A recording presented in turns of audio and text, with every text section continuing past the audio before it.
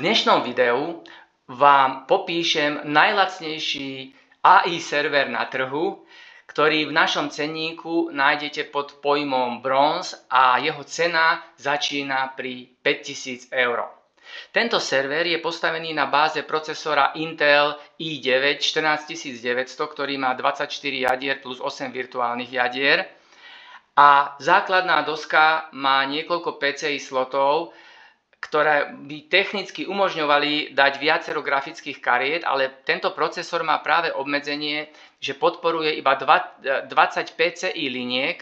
To znamená, že pokiaľ grafická karta má 16 PCI, tak zvyšné 4 PCI ešte môžeme použiť na veľmi rýchlu pamäť M2, ktorý slot je práve súčasťou tejto dosky.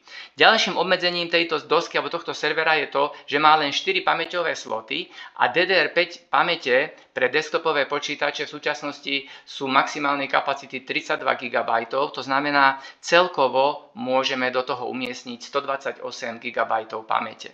Čo sa týka grafiky, tak je tu použitá kvalitná hrácka grafika, ktorá má 24 GB pamäte a ten jej výkon zodpovedá zhruba tomu výkonu základnej dosky. Bolo by možné použiť trošku silnejšiu, povedzme Nvidia Tesla grafiku, ktorá má 40 až 80 GB, len potom by to bolo zbytočné, lebo ten server, tá grafika by bola cenovo niekoľkonásobne drahšia ako zvyšok servera.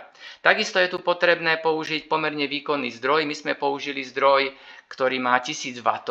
Je to kvôli tomu, že grafika zhruba má 300 W, procesor ďalších, čiže je tam 600 W odber. Aby sa ten zdroj príliš nehrial, aby nebol na hranici svojho výkonu, tak sme ho trošku predimenzovali a použili sme 1000 W zdroj. Čo je špecifické na tomto serveri je to, že sme použili vodné chladenie. Vodné chladenie aj na grafiku a vodné chladenie aj na procesor. Vidíte, sú tu pekne rozmiestnené hadice a procesor má chladenie alebo chladič umiestnený v zadnej časti tohto počítača alebo servera a grafická karta má tu v hornej časti chladič.